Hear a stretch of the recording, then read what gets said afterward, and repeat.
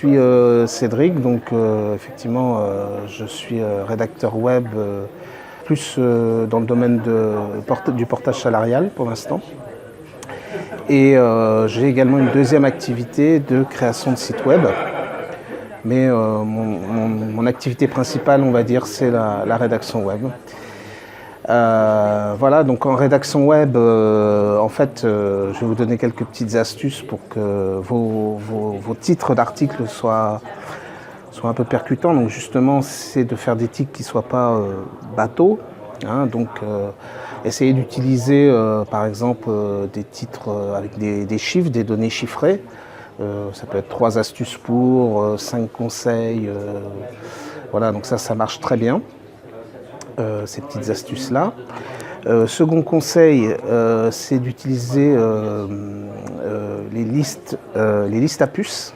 Donc ça marche très bien. Les gens sont assez pressés sur le web de pouvoir lire des articles, donc ils n'ont pas trop le temps. Ils naviguent plus qu'ils lisent les articles de bout en bout, donc des articles sous forme de liste, ça marche très bien.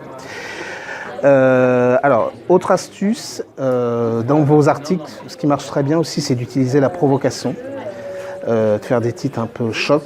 Donc voilà, je sais pas, par exemple, cette fille fait un truc incroyable. Cliquez ici pour découvrir ce que c'est. Ouais, essayer de faire un truc un petit peu original qui va intriguer les gens. Voilà.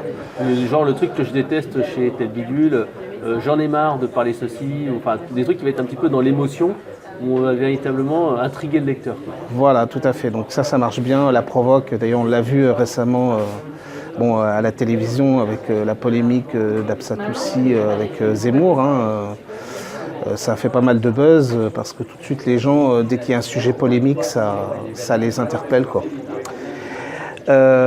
Ensuite, ce qui marche bien, c'est ce qu'on fait là, justement, des interviews. Donc proposer des interviews écrites à des gens, hein, ça marche toujours pour attirer les lecteurs, découvrir une nouvelle personnalité, ça leur plaît pas mal.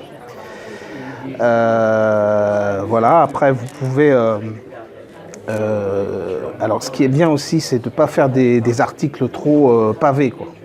C'est-à-dire rythmer, il faut mettre des images. Voilà, aérer, mettre des sous-titres, des images, pour que le lecteur ne soit pas fatigué, parce que sur écran, on se fatigue vite à la lecture, donc c'est vraiment d'aérer les titres.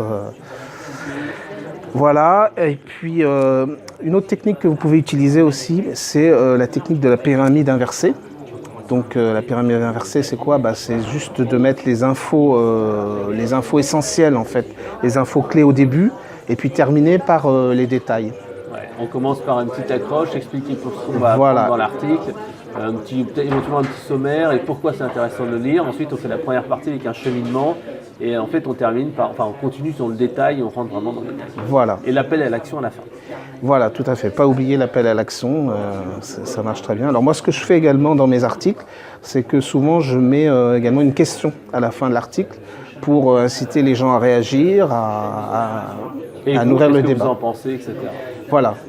Qu'est-ce que vous en pensez ? Est-ce que vous avez utilisé cette technique au quotidien, et ça marche très bien en général, les gens aiment bien réagir à ça. Ouais. Et c'est vrai qu'on avait discuté aussi une fois, c'était d'utiliser des plugins comme par exemple ThriveTeam pour faire de l'A/B testing des headlines, enfin des titres. Et c'est vrai que moi je l'ai testé il n'y a pas plus tard que hier. En fait je le fais pour tous mes gros articles qui ont vraiment beaucoup de trafic. Et c'est un article qui s'appelle 37 stratégies web marketing. Et donc j'ai fait 3 speed tests. Il y en a un qui était à un taux de lecture de 50%, l'autre 55% et l'autre 52%. C'est-à-dire que j'ai fait 10% de performance, 5 points en plus, 10% de plus, uniquement en changeant en fait l'eyeline. Et je crois que j'ai mis un truc personnel, genre mes petits secrets pour. Et donc ça a donné tout un truc simple. Donc tu vois, c'est que je crois aussi que tu utilises des outils comme ça. Oui, tout à fait. Ce genre de titre, ça attire tout de suite. Donc n'hésitez pas à faire du speed testing, surtout pour vos gros titres ou vos gros articles. Et après, bien sûr, vous pouvez conserver celui qui marchera bien. Bon, merci Cédric. Si on veut en savoir plus pour toi, on va sur quel site web ? Eh bien, on va sur adoptetonredacteur.com. Voilà, https adoptetonredacteur.com, tout attaché. Ok, bah merci, à bientôt. À bientôt. Ciao, ciao. Ciao.